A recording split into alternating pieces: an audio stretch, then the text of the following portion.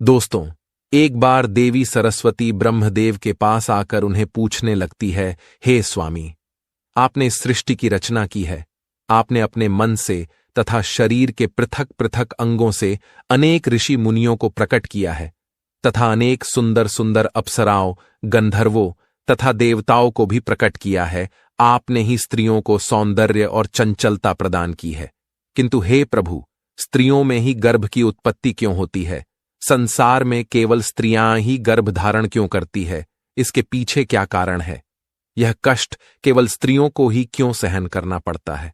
तब ब्रह्मा जी मुस्कुराते हुए कहते हैं, हे देवी, आज आपने उचित ही प्रश्न किया है और यह बात सत्य है कि संसार में सभी रोगों और कष्टों से बढ़कर गर्भ धारण का कष्ट होता है।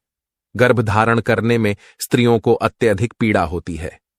इस विषय में मैं आपको एक प्राचीन रहस्य सुनाता हूं, जिसे आप ध्यान से पूरा सुनिए। जो भी स्त्री इस कथा का श्रवण करती है, उसे अत्यंत गुणवान तथा रूपवान पुत्र की प्राप्ति होती है। देवी सरस्वती कहती है, हे प्रभु, मैं इस कथा को ध्यानपूर्वक सुनूंगी। कृपया आप इस कथा को मुझसे कहिए। फिर ब्रह्मा जी कहते हैं, हे देवी, पुलत्स्य का जन्म मेरे कान से हुआ था। पुलत्स्य मेरे मानस पुत्रों में से एक है। मैंने उसे अनेक प्रकार की विद्याएं प्रदान की तथा उसके प्रकट होने का उद्देश्य उसे समझाया।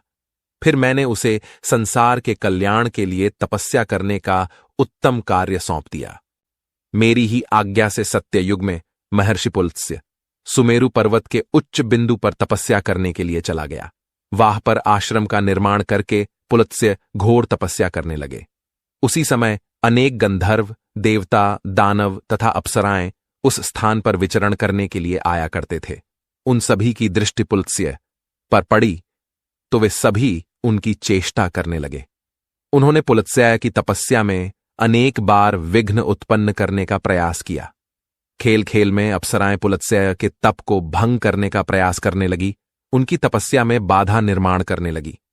तभी पुलत्स्य ने क्रोध में आकर वहां पर उपस्थित सभी अप्सराओं और गंधर्वों को यह चेतावनी दे दी, आज के बाद जो भी प्राणी उनके सामने आएगा और उनकी तपस्या में विघ्न डालेगा, वह गर्भ धारण करेगा। पुलत्स्य की ऐसी कठोर वाणी सुनकर समस्त अप्सराएं, गंधर्व आदि भयभीत हो गए और वहां से डरकर दूर भाग गए। उसी समय में पर्वत की कंदर में ऋषि तृणबिंदु की कन्या हविर्भुआ अपने माता पिता के साथ निवास करती थी। वह महर्षि पुलत्स्य के कहे गए वचन को नहीं जानती थी। फिर एक दिन वह अपनी सहेलियों को खोजते हुए सुमेरु पर्वत के उस स्थान पर चली गई जहां पर ऋषि पुलत्स्य तपस्या कर रहे होते हैं। तृणबिंदु की कन्या अपने सहेलियों को पुकारते हुए महर्षि पुलत्स्य के आश्रम पर पहुंच गई। जब हविर्भुआ महर्षि पुलत्स्य के सामने आकर खड़ी हो गई तो उनकी दृष्टि उस स्त्री पर पड़ी। महर्षि पुलत्स्य की दृष्टि पड़ते ही पुलत्स्य के श्राप का प्रभाव उस पर पड़ने लगा। तत्काल ही उसका शरीर पीला पड़ने लगा और वह उसी क्षण गर्भवती हो गई। अचानक स्वयं के शरीर में इस प्रकार का विचित्र बदलाव देखकर हविर्भुआ अत्यंत घबरा गई। उतने में ही उसकी सखिया उस स्थान पर आ गई तो हविर्भुआ ने उन्हें उस घटना के बारे में बता दिया। फिर हविर्भुआ की सहेलिये उसे लेकर उसके पिता के घर पर चली गई। वहां जाकर हविर्भुआ ने अपने पिता को सारा वृतांत सुना दिया। अपनी पुत्री की यह बात सुनकर महर्षि तृणबिंदु को बड़ा दुख हुआ। अब उन्होंने ध्यान लगाकर सब कुछ देख लिया तो उन्हें पता चला कि महर्षि पुलत्स्य के द्वारा श्राप दिए जाने पर उनकी पुत्री गर्भवती हो गई है। इससे वे अत्यंत दुखी हो गए और तुरंत ही अपनी कन्या को साथ में लेकर वे सुमेरु पर्वत पर चले गए। वहां पर उन्होंने महर्षि पुलत्स्य को देखकर उन्हें नमस्कार किया और क्षमा याचना करने लगे। ऋषि तृणबिंदु कहने लगे, हे महर्षि, आप तो साक्षात ब्रह्मा जी के मानस पुत्र हैं। सारे संसार में आपकी कीर्ति है। आप परम दयालु और परम कृपालु हैं। आज मेरी पुत्री के द्वारा अनजाने में ही अपराध हुआ है। वह आपके द्वारा कहे गए कथन से अनजान थी। आप ही के श्राप के कारण आज मेरी पुत्री गर्भवती हो गई है। यह संसार की पहली स्त्री है जो गर्भवती बनी है। इसीलिए हे मुनिवर, अब मेरी पुत्री से कौन विवाह करेगा? इसे तो कलंक लग जाएगा। इसीलिए मैं आपसे प्रार्थना करता हूं कि आप मेरी कन्या को पत्नी के स्वरूप में ग्रहण कीजिए। मेरी कन्या सर्वगुण संपन्न है, उसके मन में किंचित मात्र भी दोष नहीं है। वह अनजाने में ही आपके श्राप को ग्रहण किया है। यह सदैव ही आपकी सेवा में तत्पर रहेगी। इस प्रकार से ऋषि तृणबिंदु ने आदरपूर्वक महर्षि पुलत्स्य से विनती की। तृणबिंदु के आदर सत्कार और स्तुति से महामुनि पुलत्स्य अत्यंत प्रसन्न हुए और हविर्भुवा को दिए गए श्राप से उन्हें बड़ा दुख हुआ। फिर उन्होंने ऋषि तृणबिंदु को आश्वासन देते हुए कहा, हे मुनिवर, मैं आपकी स्तुति से अत्यंत प्रसन्न हूं। मेरे ही श्राप के कारण तुम्हारी कन्या गर्भवती हुई है, इसीलिए मैं तुम्हारी कन्या को मेरी पत्नी के रूप में ग्रहण करता हूं। इसीलिए तुम अब चिंता न करो। इस प्रकार से महर्षि पुलत्स्य ने ऋषि तृणबिंदु की कन्या हविर्भुवा को पत्नी के रूप में स्वीकार किया।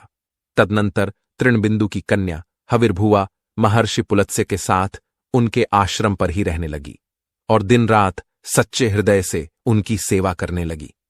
महर्षि पुलत्स्य भी देवी हविर्भुवा की निस्वार्थ सेवा, पतिव्रता धर्म और भक्ति से अत्यंत प्रसन्न हुए और उनसे कहा, हे देवी, मैं तुम्हारी सेवा और भक्ति से अत्यंत प्रसन्न हूं, इसीलिए मैं तुम्हें मेरे ही समान पुत्र की प्राप्ति होने का वरदान देता हूं। जिस समय तुम मेरे सामने आई थी उस समय मैं वेदों का पाठ कर रहा था और तुमने वेदों का श्रवण भी किया है। इसीलिए तुम्हारा पुत्र चारों वेदों में पारंगत होगा और समस्त संसार को वेदों का ज्ञान प्रदान करेगा। तुम्हारा यह पुत्र सारे संसार में विश्रवा के नाम से प्रसिद्ध होगा। फिर कुछ समय के उपरांत देवी हविर्भुवा ने एक अत्यंत गुणवान पुत्र को जन्म दिया। महर्षि पुलत्स्य के कथनानुसार उस पुत्र का नाम विश्रवा रखा गया। विश्रवा अपने पिता महर्षि पुलत्स्य के समान ही विद्वान, सत्यवादी और धर्म का पालन करने वाले थे। उनकी ख्याति संपूर्ण विश्व में हुई।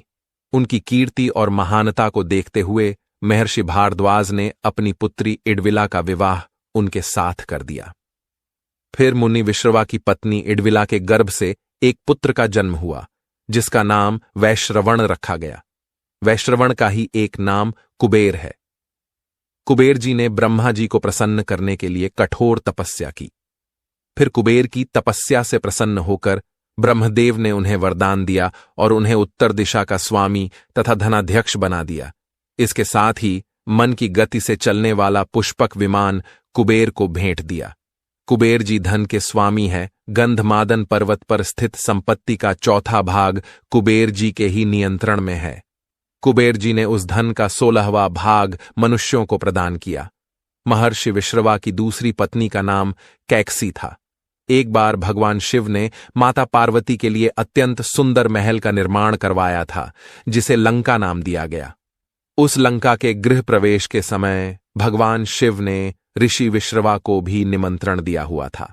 ऋषि विश्रवा अपनी पत्नी को लेकर लंका के गृह प्रवेश में गए थे। जब भगवान शिव ने ऋषि विश्रवा को दान मांगने के लिए कहा, तब विश्रवा की दुष्ट पत्नी कैकसी ने छल से उन्हें लंका मांगने के लिए विवश कर दिया। और भगवान शिव तो भोलेनाथ हैं, उन्होंने विश्रवा को लंका दान में दे दी, जिससे माता पार्वती को अत्यंत क्रोध आ गया और उन्होंने कैकसी को श्राप देते हुए कहा, आज तुमने मेरे पति से जिस सोने की लंका को मांगा है, एक दिन वे ही तुम्हारी इस सोने की लंका को जलाकर भस्म कर डालेंगे।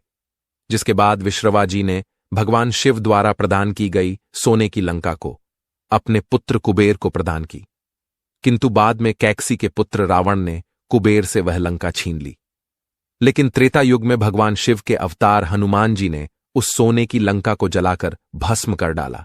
ब्रह्मदेव कहने लगे, हे देवी, इस प्रकार से महर्षि पुलत्स्य के श्राप के कारण संसार की स्त्रियां गर्भवती होती है। मैंने संसार की समस्त स्त्रियों को पुरुषों से भी अधिक सहनशील बनाया है।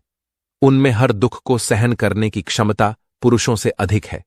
इसीलिए स्त्री की रचना करने में मुझे सबसे अधिक समय लगा। गर्भ धारण करना यह स्त्रियों के लिए श्राप रूपी वरदान ही है। मैंने स्त्रियों के अंदर ममता और प्रेम का भाव डाल दिया, जिससे स्त्रियां अपने बालक का लालन पालन कर सके। इस संसार में स्त्रियों की तुलना किसी से नहीं की जा सकती। स्त्रियां ही इस संसार की आधार है। इसीलिए इस संसार की सर्वश्रेष्ठ रचना स्त्री को ही कहा गया है। तो दोस्तों, इस प्रकार से महर्षि पुलत्स्य के श्राप के कारण ही संसार की स्त्रियां गर्भवती होती है। आपको यह कथा कैसी लगी कमेंट करके अवश्य बताएं। जानकारी अच्छी लगी तो